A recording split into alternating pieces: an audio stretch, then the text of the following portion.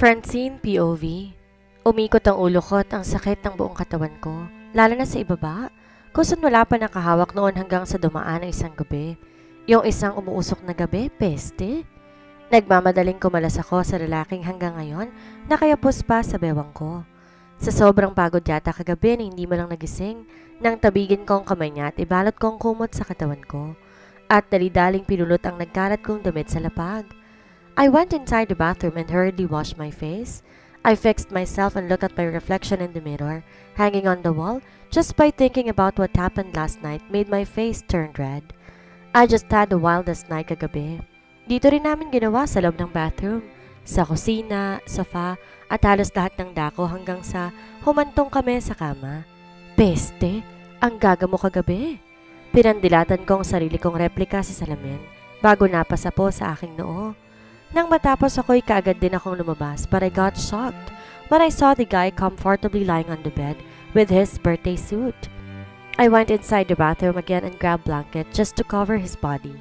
Nawala sa isip kong nakaburles nga palang lalaking to. In fairness, gwapo si Kyle. I whispered. Yeah, that's his name. Paano ko ba makakalimutan ang pangalan niya? Gayong halos mawalan ako ng tinig, kakasigaw sa pangalan niya kagabi. This guy. Anong klaseng kasangga ba ang meron siya? My gosh, he never gets tired. Kung di pa siguro ako nakaramdam ng pagod at antok, baka hindi niya talaga ako tinigilan. His stamina and skills were no joke. I got my bag and phone and looked at his wallet. Nagdadalawang isip kung kukuha ba ako ng 100 pang pamasahe o hindi. Di ka naman siguro magagalit kung mawawalan ka ng 100, no? Tanong ko sa lalaking nahihimbing pa rin. I stood up and went to the side table where I saw his wallet. As I opened his wallet, my mouth formed an O. He doesn't have a 100 pesos, but he have lots of blue bills. Dali-dali akong kumuha ng 1,000 piso at kaagad din na sinuklian. Hindi naman ako magnanakaw, sadyang kailangan ko lang ng pamasahe. Kulang pa nga ang pambayad ko ng renta kaya sana maintindihan mo. Muli kong sabi kahit na nga ba, hindi niya naman narinig. Inayos ko na muna ang lahat maging ang banyo. Siniguro kong wala akong naiwang kahit na anong kalat doon. Bago bumalik sa kama kung saan nakahiga si Kyle. Napansin ko ang pulang mancha kung saan ako nahiga kagabi. Just by looking at the red stain on the bedsheet made me realize that I am not innocent at all. Ano ba kasi ang pumasok sa isip ko at pumayag ako sa gusto ng lalaking to.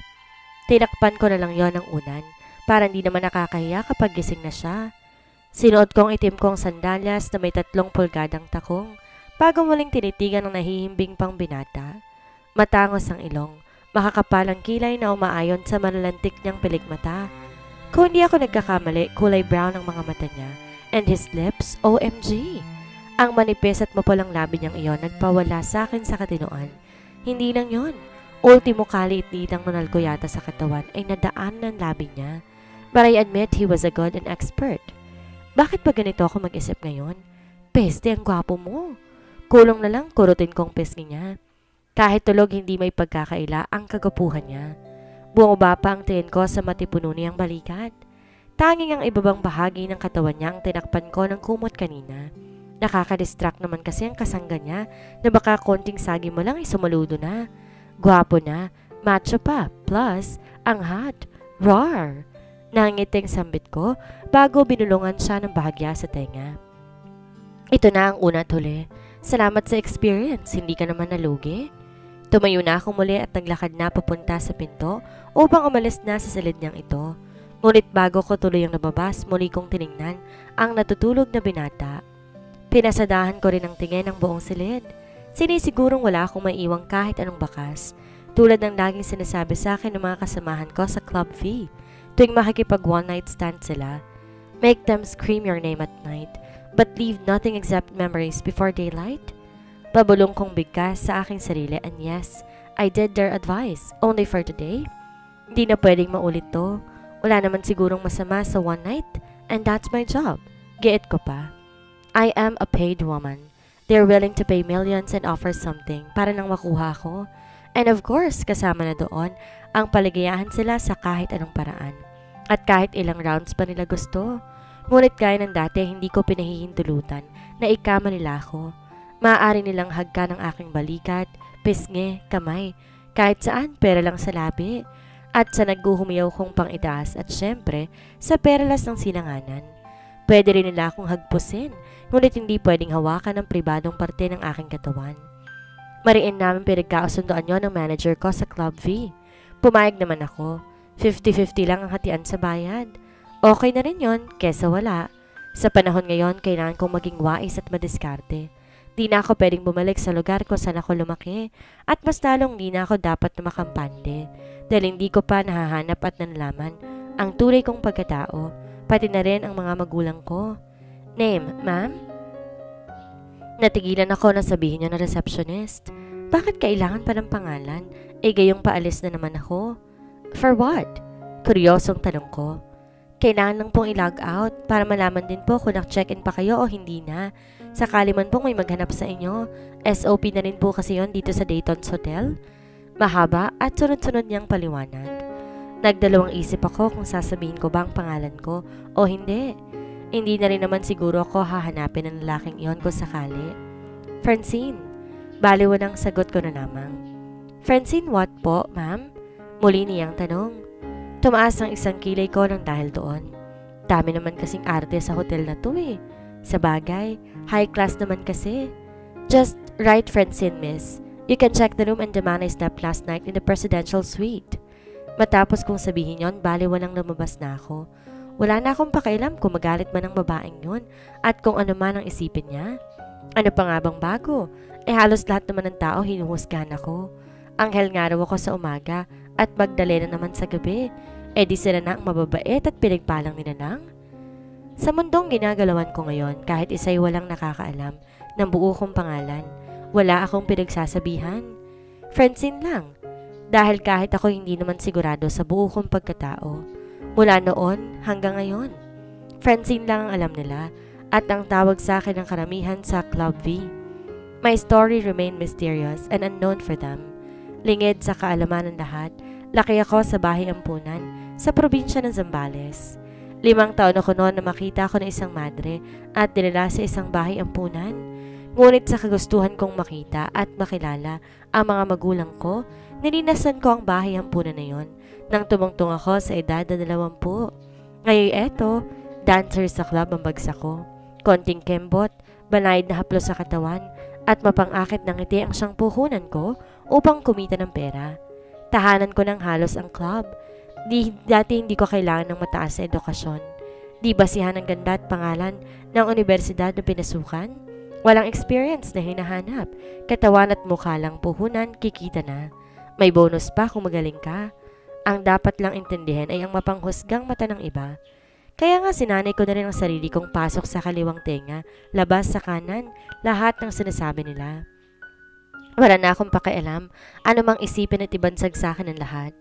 Nasanay ako sa mapanghusgang mata ng mga tao at sa masalimuot na mundong ito. Hindi ko naman din sila masisisi dahil trabaho ko nga naman ang sumayaw sa club. Ngunit tulad ng lagi kong sinasagot, hindi mo katawan. Hindi ikaw ang kumikilos at wala kang ambag sa buhay ko, kaya hindi ko kailangan ng opinyon mo. Sa kabilang banda, nang makarating sa inuupahan kong apartment, kaagad akong naligo. Pakiramdam ko kasi kumapit sa akin ang pabango ng lalaki iyon. Wala sa araw na to'y nabigyang katarungan na ang bansang sa akin ang lahat. Wala akong may pagmamalaki kung sakali mang husgahan nila ako. Wala na akong laban at dapat tanggapin na lamang. Pero ano bang pakialam ko? Humusga sila hanggang gusto nila, hanggang may boses sila at hanggat kaya pa nila. Darating din ang araw na ang mga chismosa kong kapitbahay ay chismosa pa rin, malamang. Hay, buhay. Ano ba kasing pumasok sa isip ko at natangay ako ng lalaking iyon? Hanggang ngayon, yan pa rin ang tanong ko sa aking sarili. Sinandal ko ang noo ko, tinayaang basain ng malamig na tubig na nagmumula sa shower ang buo kong katawan. Pinikit ang mata ko at pilit inalala ang nangyari bagong gabing yon habang dinarama ang lamig ng tubig. Francine, pahig ka bang sumayaw sa isang hotel? Nananansyang tanong sa akin ni Mommy Gracia. Si Mommy Gracia, manager ko dito sa Club V. 3 kaming dancer na hawak niya pero syempre, ako ang paborito. Bukod daw kasi sa bata pa at sariwa, parang anak na ang turing niya sa akin. Mommy Gracia sa gabi pero Greg siya sa umaga. Mi, di ba delikadong perlas ko dyan? Balik tanong ko habang naglalagay ng manipis na makeup sa mukha. Mahirap na, no? Kahit naman kasi gantong trabaho ko, iniingatan ko pa rin ang puri ko. Hindi anak, dahil kinausap ko ang magkakaibigan nagpunta rito kahapon. Birthday ng isa nilang kaibigan at napag-usapan daw nila na maglagay ng malaking regalo sa hotel ng kaibigan nilang yon. Surprise ba? Pero syempre babae ang laman. Mahabang paliwanag niya. Sasayaw ka lang, promise. Nakangiting dagdag niya pa habang nakataas ang kanang kamay. Bakit naman ako pa, Mi?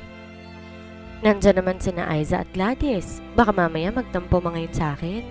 Kahit naman kasi dancer kami sa club, minsan naghahanap talaga ng matandang mukhang maligno, pero malaking mambalato. Concern pa rin naman kami sa damdamin ng isa't isa. Sadyang may mga tao lang na mahilig manghusga at inihahalin tulad kami sa mga kalapating mababa ang lipad. Sinabi ko na rin sa kanila pero ikaw ang tinuro. Kailangan mo raw kasing pambayad ng renta. Extra income din naman to pero kung ayaw mo, ayos lang naman. Ipapakancel ko na lang. Sa sinabi niyang iyon, napabuntong hininga na lamang ako. Sayang din ang kikitain ko roon. Sa bagay, sasayaw lang naman ako. Sige na nga, Mi, payag na ako. Magkano po bang lapagan? Tanong kong mali sa kanya. Nilahad ko rin ang palad ko sa kanya.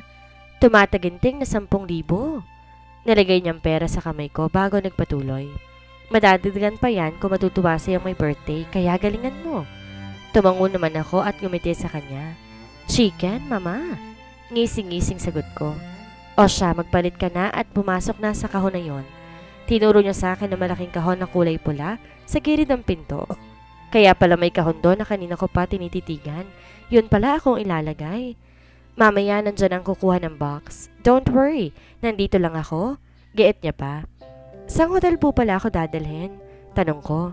Aba mabuti na yung alam ko para naman alam ko rin kung paano ko uuwi. Sa Dayton's Hotel.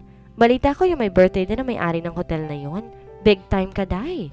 Pumalakpak pa siya na sabihin niya iyon. Ang alam ko rin ang hotel na iyon ang pinakasikat at kilala dito sa Maynila.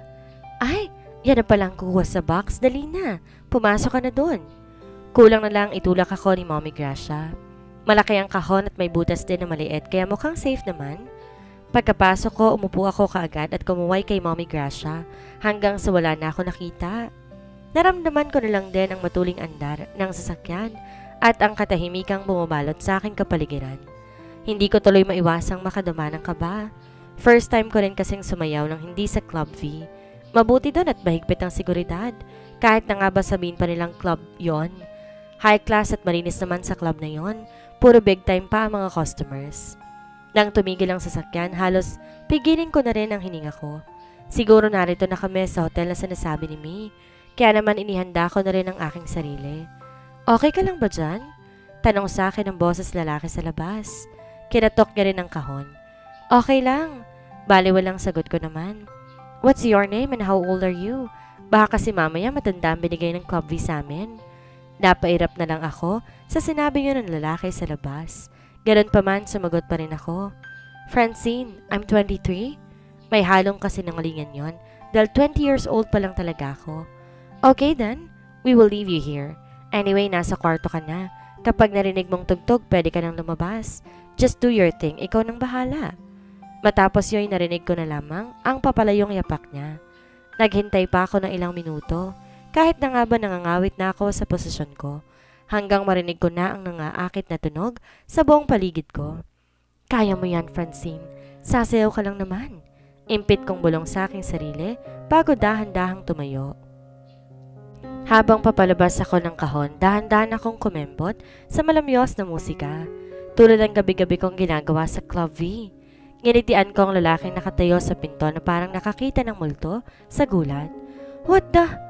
Nasa po niya pa ang noo niya bago mariin akong pinanood. Taas, baba at dahan-dahan hanggang sa naging mabilis na ang pagsayaw ko. Nilapitan ko na rin siya, lantarang inaakit sa pamamagitan ng matingkad kong ngiti. Inawakan ko rin siya sa kamay at inila sa mahabang sofa upang paupuin siya roon.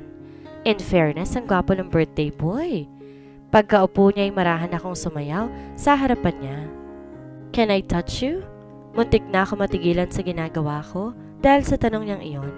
I mean, okay lang bang hawakan kita? Pag-uulit niya bago hinigit ang bewang ko papalapit sa kanya. Nahinto ako sa pagsasayaw, kasabay ng paghinto ng musika. Di ko rin maiwasan na mapatingin sa labi niya. Amoyin ang balikat niya higit sa lahat, makaramdam ng init.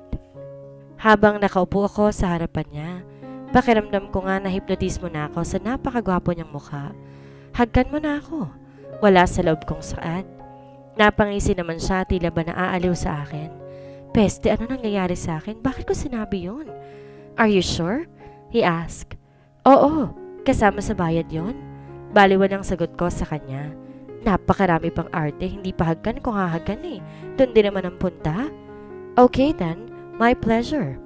Inumang ko ang pisngi ko sa kanya. Ngunit gano'n na lang ang gulat ko na marahan niyang hilahin ang buhok ko. Dahilan upang mapatitig ako sa kanya. Hanggang sa bumaba ang labi niya sa labi ko. OMG, wala sa plano to ah. Nasaan ang no kiss the lips policy na matagal nakasulat ng sarili kong aklat na saligang batas? Marahan niya akong hinila palapit sa kanya habang hagkan niya ako sa labi, dahilan para mapasigaw ako na mapang-akit. Sabihin mo kung di mo gusto. Halos pabulong niyang sabi bago muli akong hagkan. What do you mean? Kuryosong tanong ko sa kanya. Kapag wala ko reklamong narinig mula sa'yo, hindi ako hihinto. Pero kung di mo gusto, titigil ako. Sagot niya habang patuloy pa rin sa ginagawa. Akala ko doon na magtatapos, ngunit mas lumalim pa hanggang sa pang-itaas ko. Kasabay noon ang marahang paghawak at taplos niya sa akin. Dapat sana tabigin ko ang kamay niya. Dapat sana itulak ko siya papalayo sa akin, pero hindi yun ang naging tugon ng katawan ko. Sa halip, pumagpos pa ako sa kanya at hinayaan siyang gawin ang lahat ng gusto niya. Kyle, that's my name. Yan lang ang gusto kong marinig na isisigaw mo, alright? Tumungo na lang ako kahit na nga hindi ko alam kung nakikita niya ba o hindi. Ang isip ko'y naghuhumiyaw ng tama na, ngunit taliwas ang katawan ko na nagsasabing, sige lang. Ang aking katawan at isipan masyadong naulap sa kasiyahan at kasabikang nararamdaman ko. Magaling siyang humagkan. Ang kanyang mga palad napaka-eksperto. At pagkatapos ng 1 minuto, I found myself shouting his name, just the way he wanted.